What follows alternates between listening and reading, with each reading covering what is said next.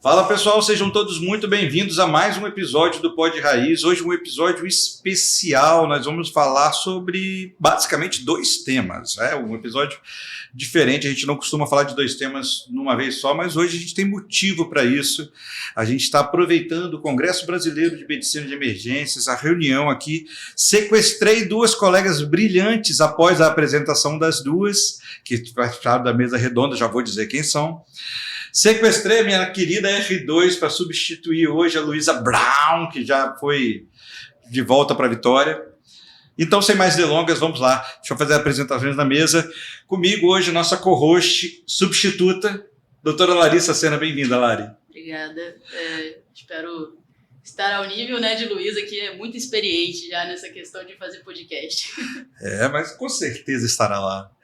E nossas convidadas mais que especiais. Doutora Júlia Santos, médica emergencista, coordenadora do programa de residência no Distrito Federal. Bem-vinda, Júlia. Muito obrigada pelo convite, muito bom estar aqui com vocês. Júlia também é podcaster, ela também publica seus episódios, vocês poderão encontrá-las lá no Emergência Rules. E aquela que já divide mesas comigo há algum tempo, Juliana Sartorello, médica emergencista e toxicologias, lá no @toxico.logos. Talvez uma das pessoas mais entendidas de toxicologia do Brasil. E obrigado, Ju. Também Ju e Ju, Juliana e Júlia. Pois é, eu tava brincando com a Júlia aqui, que a gente tá parecendo dupla sertaneja agora. Obrigada. Obrigada pelo sequestro oportuno. Eu agradeço muito vocês, gente. E, assim, como eu estava dizendo, a gente está gravando aqui no CBMed, em Campo Grande. Hoje, o último dia do evento. Muitos palestrantes já voltaram para casa. Então, mais uma vez, obrigado pelo tempo. É um evento que revigorou muito a energia do nosso grupo, com certeza, lá de Vitória, imagino que de vocês também. Mas que a gente também não só veio para revigorar e tomar nossa cerveja pós-congresso, que todo mundo toma, ninguém é de ferro, ou a sua cerveja, ou o seu suquinho, mas a baguncinha pós-congresso sempre rola, mas também para aprender. E nessa história de aprender, hoje tem dois temas, assim. Para começar, toxicologia. Juliana, a gente está tendo muito problema. A gente sabe, por exemplo, que os americanos têm muito problema com opioides, é uma epidemia. Como é que está esse cenário no Brasil? No Brasil, o opioide ainda não chegou forte. A gente tem alguns casos pontuais de fentanil. A gente tem o opioide ingerido como Lean, que é uma bebida que os adolescentes, principalmente, estão misturando xarope de opioide com refrigerante antihistamínico, e tem aparecido meninos de 13, 14, 15 anos com rebaixamento por uso recreativo. Mas droga de abuso que preocupa a gente muito hoje é o K9, K2, o Spice. Inclusive, tem sido veiculados casos de intoxicação maciça em presídios por pacientes que estão fazendo uso dentro da cela. Gente, eu confesso que eu não estava por dentro desse cenário prisional. E eles são... É o que tá rolando de mais comum, né? E esses pacientes têm aparecido no departamento de emergência. Como é que eles geralmente se apresentam? O K2, K9, Spice, o que eles chamam de maconha sintética, é uma droga que é uma nova droga de abuso que é feita a partir de uma concentração alta de THC, que eles geralmente borrifam ali ou numa erva ou até mesmo em um papel, e o paciente faz sintomas adrenérgicos muito importantes, a ponto de fazer uma contratura muscular importante. Eles chamam também de droga zumbi. Então, geralmente são pacientes que chegam com sintomas adrenérgicos marcantes, contraturas musculares, rabdomiólise, paciente que chega com arritmia. Tem aparecido para a gente esses pacientes, sim. Uau! Você tem visto, Ju? Não, nunca. Eu já vi relatos, vi alguns vídeos, na internet dos pacientes. Eles ficam meio estranhos, assim, meio agitados, meio parecendo um surto de... Como é que fala? Aquelas séries famosas zumbi. The Walking Dead. The Walking Dead, exatamente. E eu fiquei me perguntando, benzodiazepina pode fazer por causa de agitação? Deve, Deve. É a medicação de escolha. né? Mas o problema é que às vezes esse paciente fica muito tempo ou em uso ou sob o efeito da droga e ele evolui com outras complicações, então rabdomiólise, né, aumento de demanda cardíaca com arritmia, disfunção hepática, disfunção renal. Então, realmente, a epidemia de opioide lá fora é a epidemia de K9 que vem começando aqui pra gente. Eu acho que a parte mais difícil de lidar com um paciente com uma suspeita de intoxicação, assim, pelo menos na minha prática, é a questão de sempre ter um relato muito vago do APH, sabe? Sempre com muita dificuldade de entender o paciente, ele ingeriu realmente comprimido, ele ingeriu realmente alguma outra substância, o que a gente faz com esse paciente?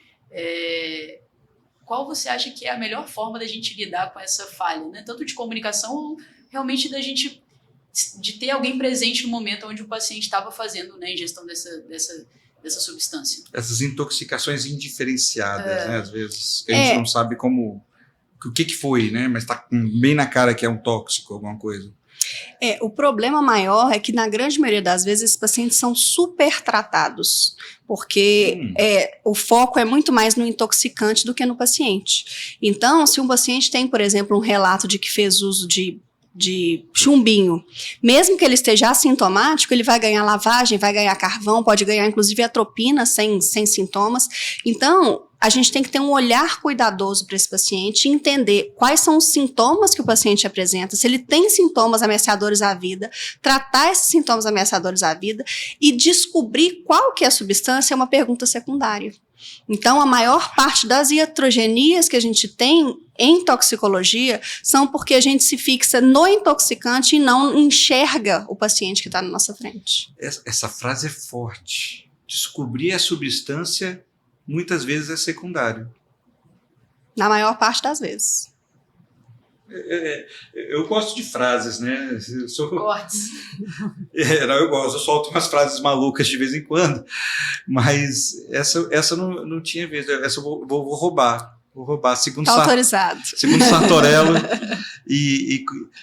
segundo Sartorello, 2024. Fiquei importante agora. Mas você ficou importante. Você já é importante tem tempo. E tem a questão da intubação, né? A gente estava discutindo agora, antes de começar a gravar, que saiu recentemente algum artigo. A gente vê vários. Na literatura não sai um artigo, saem vários. Mas tem um em particular que saiu falando sobre intubação em pacientes intoxicados, né, Julie? Como é que você tem visto isso? Isso, é o NicoTrial. Eu amo os nomes que eles colocam. Eu não decoro, cara, eu não consigo decorar nada. Não, qual que é o nome desse? NicoTrial. NiCO Trial. Não, e os nomes de... Antes de deixar a Júlia falar sobre o NicoTrial, só um parênteses. Os nomes de trial são as coisas mais criativas possíveis e que não necessariamente tem nada a ver com o trial. Mas é para a pessoa guardar o nome. Você não está conseguindo nem assim, né, Gotara?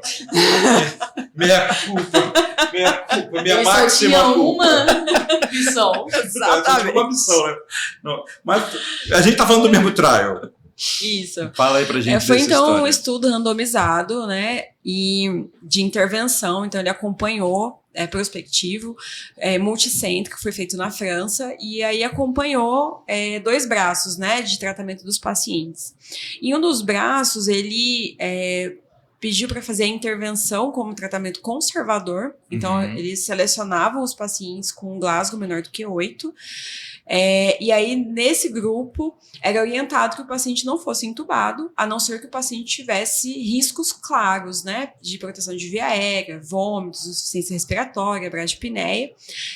Também foi excluído do estudo pacientes, claro, se tivesse suspeita de trauma, né, porque aí é outro perfil de paciente, mesmo que associado, e pacientes que fizeram uso de medicações cardioseletivas, também não foram colocados na análise. E aí eles acompanhavam esse paciente. No braço controle, então no grupo intervenção, na verdade não tinha intervenção, e no braço controle era o tratamento habitual. Então assim, não era... Entubar o cara que estava meio rebaixado. Não era assim, vocês têm que entubar, não era essa a orientação, mas assim, é o natural nosso, né, a gente está acostumado, quando principalmente se a gente pautar só em Glasgow, né, de Glasgow menor do que 8, fazer intubação. Mas nesse grupo, controle, a intubação foi feita só em 69% das vezes. Aliás, 59% das vezes. Então, esse paciente boa parte desses pacientes eles não foram intubados. O que eles pediam? Observar esses pacientes por 4 horas, né? E aí, nessas 4 horas, se o Glasgow não melhorasse, esse paciente geralmente era intubado, ou então ele melhoraria e aí ele saía do estudo. Ele era considerado que não tinha sido feita a intervenção, né? Da intubação. E aí, então, acompanhou esses 2 grupos. E o que a gente viu é que, realmente, nesse grupo, é possível acompanhar paciente com rebaixamento com Glasgow menor do que 8, secundária à intoxicação, e esses pacientes que não foram intubados tiveram um desfecho melhor, com menos complicações. Não teve óbito em nenhum dos grupos. O grupo que estava mais suscetível à intubação, claro, teve mais tempo de internação. E o que eu acho que dessa análise que a gente pode ver é no grupo que teve ou não broncoaspiração. Então, será que se eu não intubar o meu paciente, eu estou aumentando o risco para ele? Então, além do paciente ficar menos tempo intubado, menos tempo na UTI, menos tempo internado, esse grupo teve pouco broncoaspiração, mas só 9% acho que 6% das vezes. E no grupo controle, 14% das vezes. No grupo paciente que foi tendência a intubar, maior risco de broncoaspiração. O que volta numa coisa que a gente tem muita dúvida quando a gente estuda os casos de indicação de intubação desses pacientes, que é, será que sempre que, né, eu não intubo meu paciente, aumenta o risco dele broncoaspirar, ou será que a intubação muitas vezes também está associada a aumentar esse risco desse paciente broncoaspirar? Então, será que a intubação está causando esses riscos para esse paciente, além dos riscos inerentes à intubação mesmo feita, né, de forma adequada? É muito importante observar que quando os pacientes apresentavam sinais claros nessa evolução de insuficiência respiratória, vômitos, eles eram intubados, e que a maior parte da análise eram pacientes intoxicados por substâncias que são benignas e que têm uma meia-vida que vai melhorar rápido, né, esse paciente, que é álcool, foi a grande maior parte das vezes, que é um paciente que a gente está acostumado a não intubar já, e benzodiazepínicos, né, então não tiveram, assim, intoxicações tão graves na maior parte das vezes, mas é possível, acho que é um estudo que realmente vem mudando a prática, me deixou com uma tendência maior de não intubar, ser mais conservadora e observar esse paciente de perto. Na verdade, ele acaba reforçando a impressão que a Ju estava falando, que a outra Ju estava falando, que a Juliana Sartorello estava dizendo aqui para gente, de que os pacientes são super tratados na maior parte das vezes. A gente intuba demais, passa sonda demais, sonda para lavar, carvão demais, né, Ju? Exatamente. E, inclusive, é uma coisa que a gente tem reforçado cada vez mais, que esses procedimentos de descontaminação devem ser abolidos em breve, estão em desuso, e assim, a gente inclusive deve soltar uma diretriz aí pela Abramed daqui a uns meses, falando que lavagem gástrica é um procedimento que não é rotineiro, que deve ser individualizado e que está fadado a acabar em curto período de tempo. Essa é a lavagem terapêutica, muito menos a lavagem dita, 1000 aspas e 1000 args, educacional, né?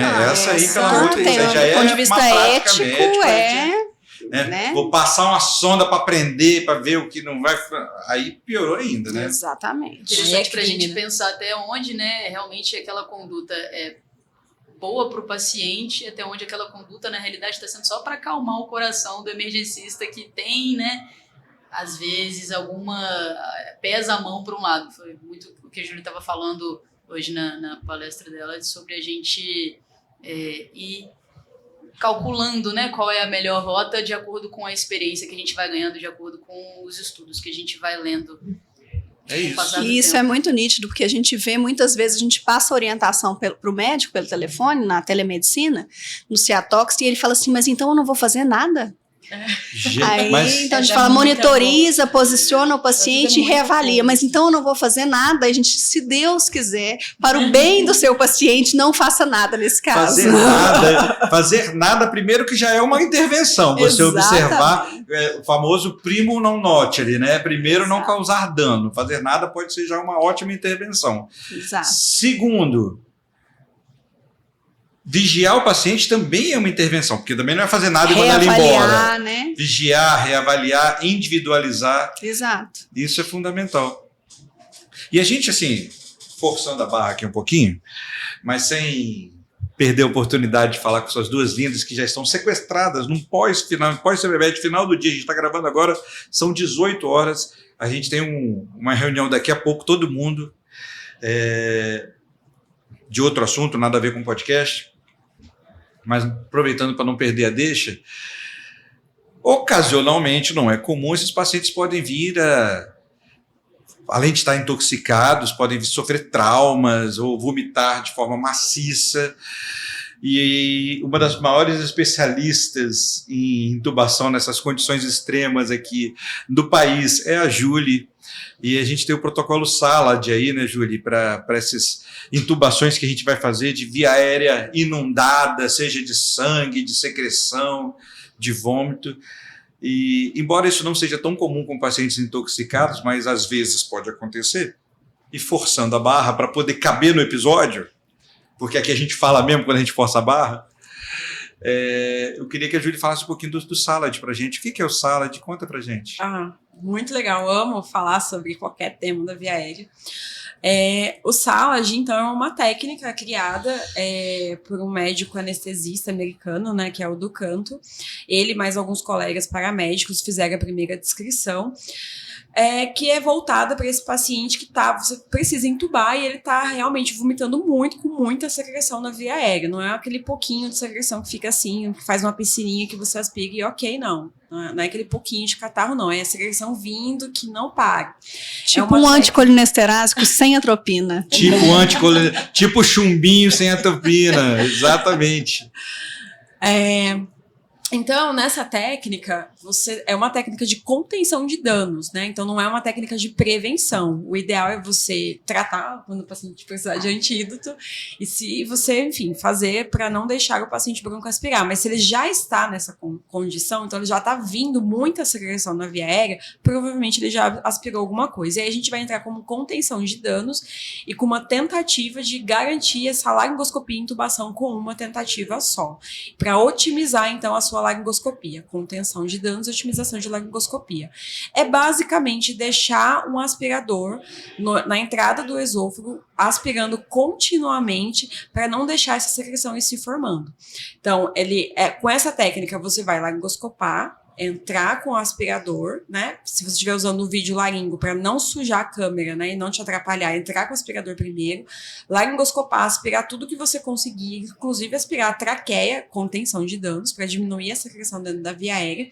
E aí você vai passar colocar então a ponta, ir para o lado esquerdo da sua mão, né? Entre a boca do paciente e a sua mão esquerda, deixar esse aspirador lá estacionado na entrada do esôfago, dentro do esôfago mesmo, deixando ele aspirando continuamente. Com isso a secreção ela não vai se formar de novo, e aí você tem uma melhora a sua visualização, porque agora você consegue ver, e aí você vai e intuba o paciente. Tem catéter próprio para isso, né? Exatamente. O ideal é que a gente tivesse ainda, a última vez que eu chequei, não tinha ainda uma autorização da Anvisa, a gente está aí super esperando os vendedores quererem vender aqui no Brasil, né, e registrar para a gente. É o catéter de Ducanto, que foi o próprio Ducanto, né, que criou a técnica, ele criou o catéter para ser usado. Mas a gente tem alternativas, a gente pode usar qualquer aspirador rígido, na verdade, ele pode ser usado, de preferência largo, né, porque a gente está prevendo aí muita secreção, comida, sangue, enfim, a secreção pode ser grossa, né, ou mesmo um tubo, a gente pode usar um tubo 8,5, 9, um tubo 6, o que você tiver disponível ali nesse cenário. O legal do 8, 8,5, 9 é porque você pode usar, você pega, sabe o encaixe do tubo? Não, é isso, o encaixe do tubo, se você tirar ele, virar ele ao contrário, ele vira um conector pro látex. Era isso perfeito. Que eu ia te perguntar, assim, se vocês têm disponibilidade desses aspiradores rígidos, porque toda vez que eu faço com um tubo 9, a gente troca, né? Eu tô mais por fora do que a nossa querida Larissa aqui, porque Mas eu tava... eu sou seguidora normal. de Júlia há muitos anos. Pergunta se eu já ouvi todos os episódios do Emergência Rules. Pergunta. É claro que eu ouvi. Porque eu tava... Mas isso é normal, assim, trabalhar com residente é isso, assim, o lado bom é esse, eles sempre vão vir com um artigo novo que você não viu ainda, eu falo, meu Deus, como assim eu não li isso ainda? Mas é bom, isso é ótimo. Eles inventam moda, mas algumas modas são boas. boas. É isso. A minha meta é que os residentes saiam melhores do que eu, porque... A gente É aprende muito mais com eles do que eles com a gente. Exatamente. E a gente, assim, teve que desbravar a mata de um patamar X para chegar num patamar 2X. E o nosso papel como coordenadores, como emergencista, é que eles já comecem em 2X Exato. para chegar em 3, 4X. É muito legal ver isso acontecendo. Uau! Meninas, obrigado. É um sequestro rápido. Eu sei que a gente está com um tempo corrido. Queria muito fazer um episódio com cada uma. Faremos ainda. Sim. Faremos, se Deus quiser. Eu estou aí disponível a qualquer hora. Se Deus quiser. A gente tem a política aqui, a gente faz episódio presencial, que é para poder fazer assim. Aproveitar, Dar risada, né? beber cerveja, que hoje está faltando, porque a gente está no Congresso, mas... Em Vitória comer muqueca. Em Vitória, Muqueca. Então, estão convidadíssimas quando estiverem em Vitória. A gente está organizando nossa jornada todo ano. Então, próxima jornada, a gente já estão convidadas. A gente vai tentar organizar a logística para vocês irem em Vitória, comer muqueca, gravar o Pod Raiz comigo, com Larissa, com Luísa. A gente fazer um episódio com mais calma, falando mais aprofundadamente, porque o conhecimento que Juliana Sartorello tem de tóxico não cabe num episódio nem de perto. O conhecimento que Julie tem de via aérea não cabe no episódio. Isso para falar só nas ultra expertises dela. Obviamente que elas sabem de muito mais do que isso. Mas obrigado e deixar vocês à vontade para deixar os contatos de vocês, para dar uma palavra, para dizer o que vocês queiram falar, o microfone de vocês, fiquem à vontade. Muito obrigada, Léo. É um prazer sempre participar de qualquer projeto que você convida a gente. Você é uma pessoa que, enfim, está aí estimulando a medicina de emergência há muitos anos. Uma das coisas que a pandemia da Covid me tirou foi esse passeio para É verdade. Vitória. A Júlia estava combinada de tudo certo, passagem para ir para Vitória, fazer presencial o nosso evento. Foi necessário, e infelizmente. A pandemia cancelou o evento. Mas estou aí disponível, gente. Segue lá o Emergência Rules. A gente tem o nosso blog, tem o nosso podcast, tem o nosso Instagram. Eu tô tentando voltar, porque é muito trabalho. Mas agora eu tô com a ajuda das minhas super residentes também, estão ajudando. E agora acho que vai deslanchar. E é isso, estou disponível. Qualquer coisa que precisar, tô aí. Obrigado, amor. Obrigado. Ju? Agradecer por esse sequestro, né? No susto. Como é que chama quando agradece um sequestro? É síndrome de Estocolmo? Pois é. Síndrome de Estocolmo. Inclusive, agora vou cobrar essa muqueca com cerveja, porque... Tá prometida. Né? E exatamente isso que a Júlia falou, né? Você é um expoente na medicina de emergência, na divulgação da especialidade, na divulgação de conhecimento na especialidade. Espero dividir muitas outras mesas com você nos próximos congressos, né? E estamos aí.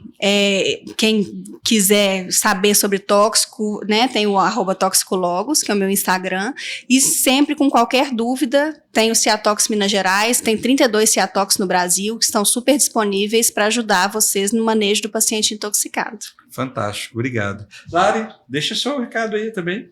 Eu queria agradecer essa oportunidade, assim, tá na mesa com 3 pessoas que eu super admiro. Léo, meu chefe, eu tenho a sorte de ter mais contato.